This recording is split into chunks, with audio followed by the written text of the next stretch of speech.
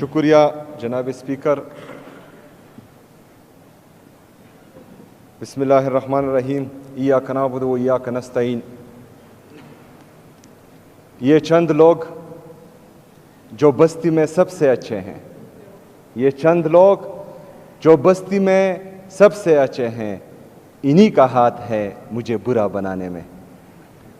मैं तमाम अपने MPS का इंतहाई मशकूर व ममनून हूँ कि जिस तरह वो इमरान ख़ान साहब के नज़रिए के साथ खड़े रहें। मैं अपोजिशन के अरकान जिन्होंने मुझे मुबारकबाद दी, उनका भी शुक्रगुज़ार हूँ। जनाब स्पीकर, हम सब एक मुहावरा सुनते आ रहे हैं कि गीदड़ की 100 साल ज़िंदगी से शेर की एक दिन की ज़िंदगी बेहतर है। तो आज इस ऐवान में मैं कहता हूँ कि गीदड़ की 100 साल इक़्तिदार से शेर के एक दिन का इक़्तिदार बेहतर है।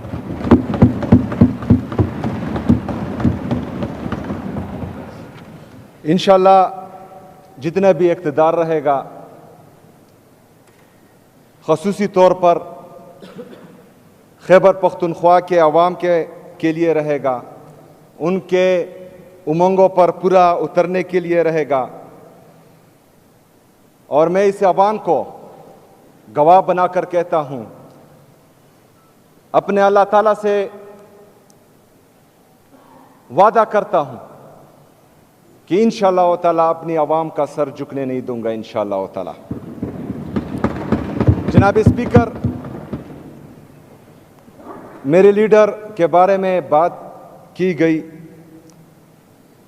बाप, बेटा, चचा, बेटी, पोता, पोती, इसको मैं डिस्कस ही नहीं करता, क्योंकि मेरा लीडर इस सिस्टम का बाप है, वो इस सिस्टम का बाप है और वो जेल से ही इस सिस्टम को उंगलियों पर नचा रहा है, और ये मेरे लिए फख्र की बात है। जनाब स्पीकर, अपोजिशन लीडर साहब ने बात की कि परसों जो मीटिंग थी, जो वज़ीर आज़म साहब की तरफ से कॉल की गई थी, वो लॉ एंड ऑर्डर पे थी। वो लॉ एंड ऑर्डर पर बिल्कुल नहीं थी। वो जो मुझे एजेंडा भेजा गया वो सिर्फ 2 पॉइंट एजेंडा था, अफगान रिफ्यूजीज का और फूड सिक्योरिटी का। उसमें लॉ एंड ऑर्डर की बात नहीं की गई थी, पहली बात। दूसरी बात कि मैंने वहाँ अपना नुमाइंदा चीफ सेक्रेटरी साहब जो खैबर पख्तूनख्वा से ताल्लुक़ रखते हैं उसको भी भेजा, और मुज़म्मिल असलम साहब को इसलिए भेजा क्योंकि वो 19 महीने 18 महीने से इस सूबे के तमाम मामलात को देख रहा था और बखूबी खबर था हर चीज़ से। और मैं मुज़म्मिल असलम साहब को खिराज तहसीन पेश करता हूँ कि उसने जिस तरीके से इस सूबे का मुकदमा पेश किया, हम सब उस पर फ़ख्र करते हैं।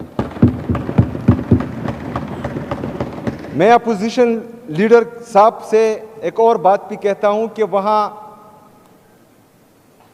आपके अपने सूबे जिससे आपका ताल्लुक है, पंजाब गवर्नमेंट ने गंदम खैबर पख्तूनख्वा के लिए रोक दी थी।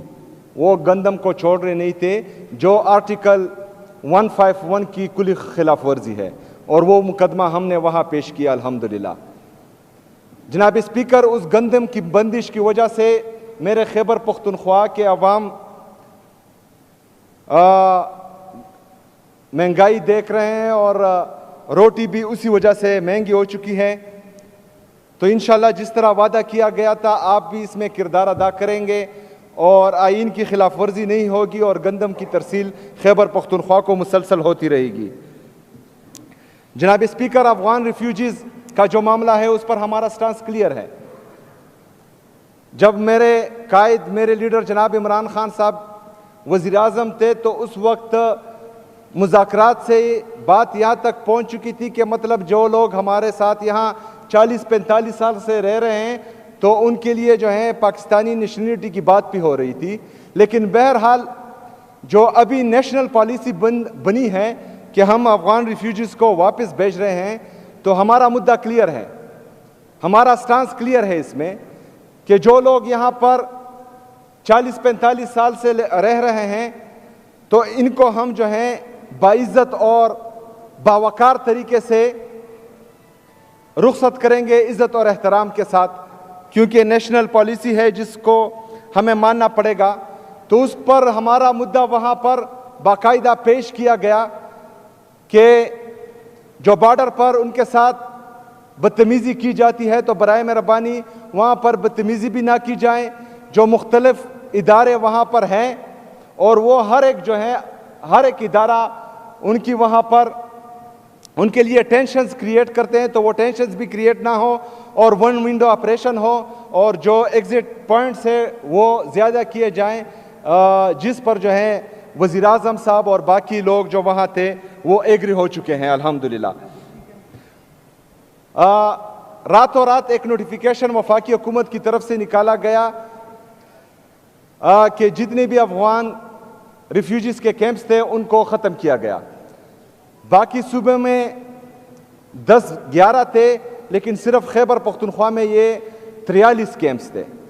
तो हमारा मुद्दा ये भी था कि 43 कैंप्स में जो तकरीबन 12-13 लाख अफगान रिफ्यूजीज हैं, इनको रातों रात जो है ना ही हम ये खाली कर सकते हैं, ना हमारी इतनी कैपेसिटी है कि इनको मैनेज कर सके। तो बराए मेहरबानी इस पॉलिसी पर जो है नज़रसानी की जाए और इनको जो है टाइम दिया जाए, जिस पर वज़ीर आज़म साहब ने इंटीरियर मिनिस्टर को कहा कि hमारे साथ बैठे तो इंशाल्लाह अपने अफगान रिफ्यूजीज़ के लिए उनके साथ बैठेंगे, लेकिन जब इमरान खान से मुलाकात हो तब इंशाल्लाह। जनाब स्पीकर, हमारे अपोजिशन लीडर साहब चूँकि इनकी मरकज़ में हुकूमत है और ये जिस तरह इन्होंने कहा कि ये इस सूबे का गम और दर्द भी रखते हैं और पुलिस के लिए जो है गमज़दा भी हैं, बाकी आवाम के लिए भी गमज़दा है, तो इनकी ये मेहरबानी होगी कि जो NFC में हमारा शेयर इनके साथ पेंडिंग है तो उसमें भी हमारे साथ किलीदी किरदार अदा करें और जो पैसे हमारे वफा के साथ ड्यू हैं वो हमें दे दिए जाए। इसके साथ साथ जो मर्ज अजला के साथ वादा किया गया था कि हर साल वो हमें 100 बिलियन रुपए देंगे वफाक, उसमें भी जो है हमारे तकरीबन 550 अरब रुपए इनके साथ बकाया है, तो वो अगर इसमें किरदार अदा करे तो इनकी मेहरबानी होगी। सूबाई गवर्नमेंट की तरफ से जो भी होगा इंशाअल्लाह ताला वो हम भरपूर तरीके से करेंगे, अपना हक इंशाअल्लाह ताला वफाक से लेंगे। इसमें आपका किरदार हम सराहेंगे इंशाअल्लाह ताला अगर आप अदा करना चाहें। जनाब स्पीकर, अफसोस की बात यह है कि मेरे सूबे की पुलिस और CTD, जिस तरह इन्होंने कहा, ये फ्रंट लाइन वॉरियर्स दहशतगर्दी के खिलाफ थे, इन्होंने जो है जानों का नजराना पेश किया, लेकिन अफसोस की बात यह है कि जो यूनाइटेड नेशन की तरफ से या किसी इदारे की तरफ से बुलेट प्रूफ गाड़ियाँ जो आउटडेटेड थी और एक्सपायर हो चुकी थी, परसों इंटीरियर मिनिस्टर साहब ने जो है वो हमारी पुलिस के लिए तोहफे में दी हैं। जो मेरी पुलिस के साथ, मेरे पुलिस के शोहदाओं के साथ और 80,000 से ज़्यादा शोहदा जो इस सूबे ने पेश किए, उनकी तज़हीक मैं समझता हूँ कि है, और आज मैंने बाकायदा फैसला कर दिया है कि उनको ये हम वापस करेंगे इंशाअल्लाह ताला। जनाब स्पीकर, पाक अफगान पीस टॉक्स दोहा में हो रहे हैं और हम इसको खुशाइंद भी समझते हैं, लेकिन इस हवाले से जो मेरे लीडर मेरे कायद जनाब इमरान खान साहब का सूबाई हुकूमत खैबर पख्तूनख्वा का स्टांस था कि वो सूबाई हुकूमत को, यहाँ के अमायदीन मशरान को और यहाँ के पार्लियामेंटेरियन को एतमाद में ले, तो ये खदशात हमारे अभी भी मौजूद हैं। जनाब स्पीकर, गुड गवर्नेंस की बात हुई। 2013 में इमरान खान साहब ने लोगों को शऊर दिया, अच्छी बुरी की तमीज़ पाकिस्तानी कौम में आई, इसी वजह से 2013 में लोगों ने इमरान खान को वोट दिया और खैबर पख्तूनख्वा में इमरान खान की हुकूमत आई। हमारी कारकर्दगी, इमरान खान की हुकूमत की कारकर्दगी बेहतरीन थी, इसलिए लोगों ने 2018 में फिर वोट दिया और सुबह खैबर पख्तूनख्वा में हमारी हुकूमत बनी। हमारी कारकर्दगी थी, हमने डिलीवर किया, इसलिए 2024 में फिर खैबर पख्तूनख्वा की आवाम ने तहरीक इंसाफ को वोट दिया। आज खैबर पख्तूनख्वा में इमरान खान की हुकूमत है। 2013 से लेकर 2025 तक इमरान खान की जितनी भी हुकूमतें गई, मैं उनको ऑन करता हूं और डंके की चोट पर ऑन करता हूं, अल्हम्दुलिल्लाह। जनाब स्पीकर, लॉ एंड ऑर्डर की सिचुएशन सूबे में खतरनाक है, मजीद खराब होती जा रही है, सिर्फ एक वजह से कि बंद कमरों के फैसले जो हैं इस सूबे पर इंप्लीमेंट हो रहे हैं। London plan, regime change operation, दहशतगर्दों को दोबारा पाकिस्तान में लाना, ये बातें जो हैं हम बार बार कर चुके हैं। अब इन बातों को मजीद रिपीट करना नहीं चाह रहा, लेकिन मौक़िफ़ वही है कि खैबर पख्तूनख्वा की पॉलिसी खैबर पख्तूनख्वा की आवाम और खैबर पख्तूनख्वा की हुकूमत तय करेगी। कोई बंद कमरों के फैसले हम नहीं मानेंगे इंशाअल्लाह ताला। आज बाकायदा मैंने लॉ एंड ऑर्डर पर और गुड गवर्नेंस पर ब्रीफिंग ली है। मैंने तमाम इदारों को और ब्यूरोक्रेसी को हिदायत जारी की है। इसमें बाकायदा ऐलानात भी हो चुके हैं, जिसमें मर्ज अजला के लिए मैंने एक ट्राइबल मेडिकल कॉलेज का ऐलान किया है, ट्राइबल यूनिवर्सिटी का भी ऐलान किया है, और इसमें जो है शहीद अरशद शरीफ के नाम से इन्वेस्टिगेटिव और मॉडर्न जर्नलिज्म के लिए एक यूनिवर्सिटी का भी बाकायदा ऐलान किया हुआ है। मैंने ये हिदायत भी जारी की है कि जिस तरह बाकी सूबों में पॉलिटिकल डिस्क्रिमिनेशन के तहत लोगों पर झूठी FIRs होती हैं और उनके घरों पर छापे पड़ते हैं और हमारे वहाँ के कारकुनान के घरों की बेइज्जती होती है, चादर चार दीवारी की पामाली होती है, औरतों को बेइज्जत किया जाता है, इस तरह खैबर पख्तूनख्वा में बिल्कुल नहीं किया जाएगा और काबिल कबूल भी नहीं होगा इंशाअल्लाह ताला। 3 MPO के तहत किसी पॉलिटिकल वर्कर को अरेस्ट नहीं किया जाएगा। ये हिदायत भी बाकायदा मैंने जारी कर दिए हैं। हमारे जो तुलबा हैं, क्योंकि हम स्टूडेंट पॉलिटिक्स से होते हुए यहां तक पहुंचे हैं, स्टूडेंट राइट्स के लिए जो हमारे तुलबा एहतजाज करते हैं, तो बदकिस्मती से इससे पहले उन पर FIR होते थे। मैंने आज ये हिदायत भी दी हैं कि किसी तुलबा पर FIR नहीं होगी। मैंने अपने सूबे के फीमेल्स के लिए फीमेल पुलिस स्टेशंस का ऐलान भी किया है, जिसमें जो है हमारी ख़वातीन को बापर्दा तरीके से वहाँ पर ट्रीट किया जाएगा और उनके साथ जो है वो अपने मामलात और अपनी जितनी भी मसले मसाइल हैं वहाँ पर बाइज़्ज़त और बावकार तरीके से हल करेंगे इंशाअल्लाह ताला। मैंने इमरान खान के नज़रिए के तहत आज हिदायत दी है कि करप्शन के लिए ज़ीरो टॉलरेंस होगा।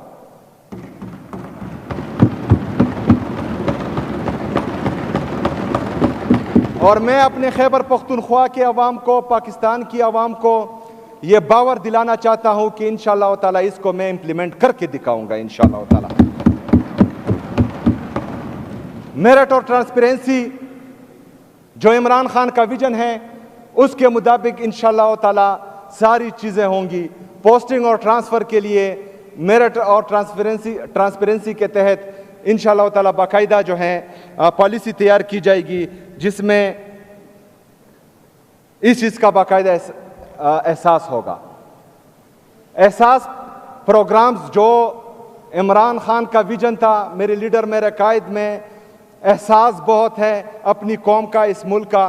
तो एहसास प्रोग्राम्स के तहत जितने भी मेरे लीडर मेरे कायद जनाब इमरान खान साहब ने प्रोग्रामात शुरू किए, वो इंशाअल्लाह ताला इस हुकूमत में भी जारी रहेंगे।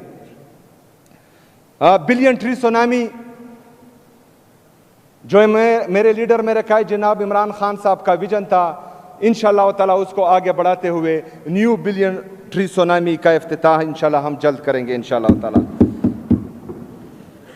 इस तरह हेल्थ और एजुकेशन, टूरिज़म, फॉरेस्ट्री, इन सब में आहिस्ता आहिस्ता जो है आप लोगों को महसूस होगा कि इंशाल्लाह ताला कि इस दफ़ा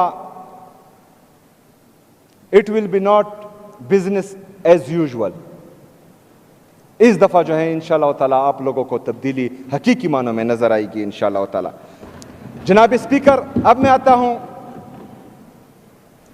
दूसरे दिन से, मतलब जिस दिन मेरा नाम अनाउंस हुआ उस दिन से लेकर मेरे हल्फ के दूसरे दिन तक जो प्रेस कॉन्फ्रेंसेस हुई, जो बयानिया गढ़ा गया, जो मेरे पे इल्जाम लगे, इस इलेक्शन को सबोताज करने की कोशिश की गई, लोगों को डराया धमकाया गया, इस्लामाबाद से लोग आए, यहां पर प्रेस कॉन्फ्रेंसेस की गई, वफाकी वज़रा ने मनगढ़ंत इल्जामात लगाने की कोशिश की, और अभी जो है एक बयानिया बनाया जा रहा है कि मुझे नाकाम करने के 100 तरीके। दूसरे दिन से जो है इस बयानिया पर काम शुरू हो गया था। दूसरा, इसके साथ साथ कि ये वफाक के साथ या इदारों के साथ टकराव करेगा, ये बयानिया भी बनाया जा रहा है।